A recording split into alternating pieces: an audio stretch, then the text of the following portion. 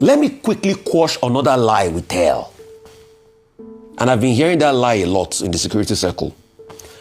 The reason why we don't want to go in there and fight these bandits and recover these people is to avoid collateral damage. It's a lie. I'll remind you, 2020, an American, Walton, was arrested by a bandits group or terrorists, a bunch of terrorists. 6 of them, they took him. The Americans contacted the same Nigerian government. They got intel about where he was. They brought in Naval SEAL into this country, conducted an operation, killed 6 of the terrorists, evacuated the man, took him to the American embassy in Niamey, in Niger, from there en route to America.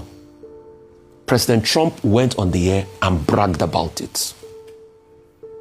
Our own, we never see the bandits being killed in a rescue. You heard what Professor Bolaji Akinyemi said that day.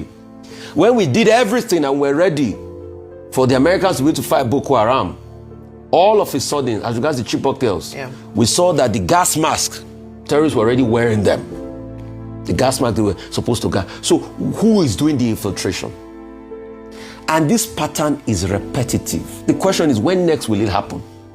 And when it happens next, it's still going to be the same modus operandi. The government will never hear that in a rescue operation, they get these people killed. Every effort to get these people killed, they stop it. President Buhari, the first thing he did when he came into power was he stopped that agreement that the Jonathan government had with mercenaries.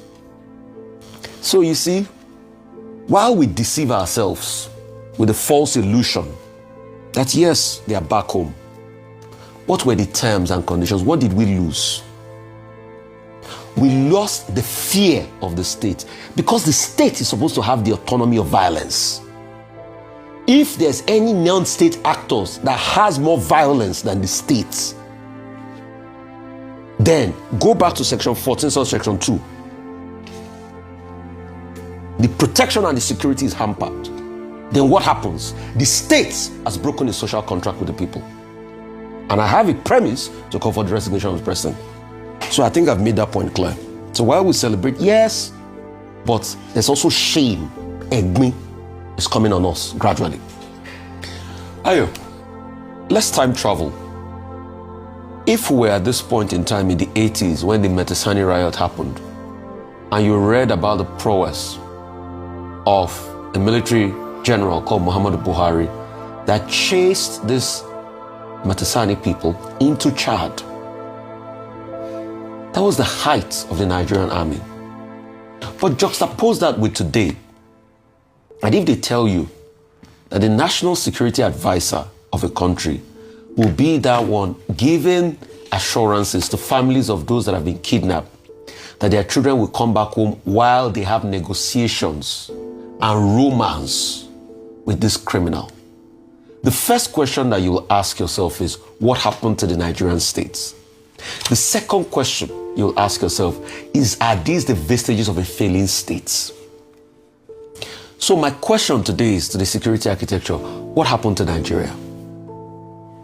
Are these the vestiges of a failing state? That we now go to beg to get our people rather than show military might. If you go back to the Nigerian Constitution, section 14 subsection 2, about the sole responsibility of government being to provide security for lives and property, there is something we as Nigerians do in exchange for government to do that. We surrender our sovereignty to the government in a bid for the government to protect us. So it's a social contract. If you read Jean-Jacques Rousseau, what do you do for me that will make me do something in return for you? We have surrendered our sovereignty, and we in turn expect the government to protect us. And that's why when we collect salaries and they remove payee taxes from our salaries, we are paying all of these taxes because we expect them to be able to do something in return. But when they now fail in that responsibility, then there's a failure in the social contract. And when there's a failure in the social contract, people can actually call for the resignation of the president of the country. Because there's a failure in the social contract. So, whatever it's worth, despite the fact that we can celebrate on behalf of those that have come back home, let's not forget that there's been a failure in the social contract President Tinubu promised us. So it's not amiss when people call for his resignation. And let's stop being sentimental. It's not the end of the world. If we call for President Tinubu's resignation, heaven will not fall. It's for him to double up. The second point. Yesterday we have commended the Nigerian military for the work well done. Yeah, we have to save. But Dr. Bati, I don't know if you have the facts. Maybe the president has not transmitted that letter. He needs to transmit to the Senate as regards his activity in Benin Republic. No, under section 5, sub 5, he has 7 days. 7 days, okay. 7 days within which he can transmit the letter. Okay. And then the National Assembly is expected to offer its ratification within 14 days. Okay. But I've had some bathroom illiterates who do not even understand adjectival law, who cannot interpret the Constitution, saying, oh, the president can do as he wishes. No. The whole idea of that section of the law is to say that the president of Nigeria cannot act arbitrarily. And unilaterally. If he goes on limited combat duty, he comes back and he to the same National Assembly to offer an explanation and seek ratification. Very good on that. But that has not been done yet, to the best of my knowledge. Coming back to Talon, isn't it a shame? And maybe we'll have to write a note verbal again. Isn't it a shame that in the recognition of the efforts played, Talon is not recognizing us? So the question is, yes, we did it in our own interests. And on that decision, I support President Tinubu. Because we needed to steady the ship. President Tinubu, you have my endorsement on that decision. But the point I will make is come back and do the right thing. I support you 100% on that decision.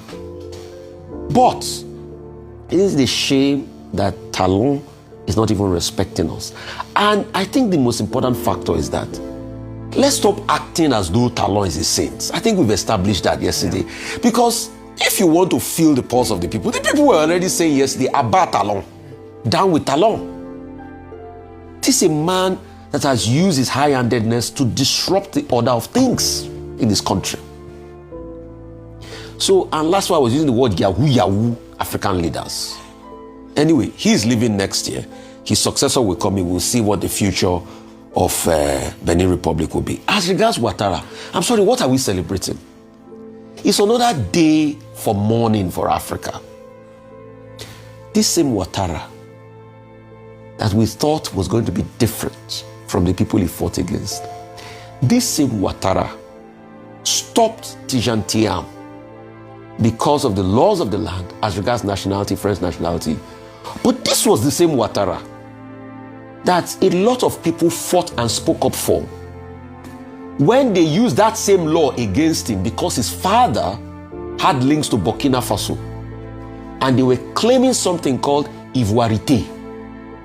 That you have to be a pure line Ivorian on parentage for you to be able to lead Ivory Coast until those laws were reversed. But when it was convenient for Ouattara, he used it. This is the same Ouattara that has stayed on in power because all his possible successors that he could manipulate one way or the other, they passed. The likes of Hamid Bakayoko, the likes of Boué, and a couple of other people. This was the same Ouattara that because of it there was a civil war that happened. We called Laurent Gbagbo the enemy then. But now he has gotten to power. What has he done? So him saying America endorses him. Yes, America will endorse you because they need your stability to be able to perpetrate their influence. They need your instability. No, they need your stability. We will bring about some level of stability because at least they know, okay, Ouattara is there for some time. But the question African leaders fail to answer is then what happens to your country after you leave? It goes back to the mentality of the medieval French king that was fond of saying, après moi, le déluge. That after I leave, everything can sink. Because that's the gulf people open up. This same Ouattara that is celebrating, elections over 2,000 people were detained, 11 people were killed. because he wanted to get over 80% of the votes. Then you put in very watery candidates like the likes of the wife of Gbagbo to be able to make yourself look good. So it has just shown with these episodes, both Ivory Coast and Benin Republic, that Africa keeps hovering. And see, when you check the historical antecedent of Africa, this is how Africa has hovered. That's why since 1957, when a couple of African countries started getting independence, to about 1990, Nigeria had, Africa as a continent had well over 100 coups. So if you are to juxtapose that with the population, with the number of countries, before 1990, at least each country had 2 coups, if you were to share coups round. And it's because of this level of sectarism. So we thought in the 70s, the era of Bukasa, the era of Idi Amin Dada was over. The era of Matthew Kirikou was over. We thought the era of Arab Moi was over. But guess what? We have gotten into a new era of dictatorship. We thought Eyadema Nasingbe was over. Now Furo Eyadema has put himself there and his extended power. And this might be the challenge of Africa for the next 20 years. And that's why, despite the fact that Africa is the next frontier in terms of development and everything, the future still looks bleak as long as you have these Yahoo tenants in the seat of power. Africa will not grow when you have people like Ouattara, Talon, and other people that destroy the ethos of what democracy is going to be about.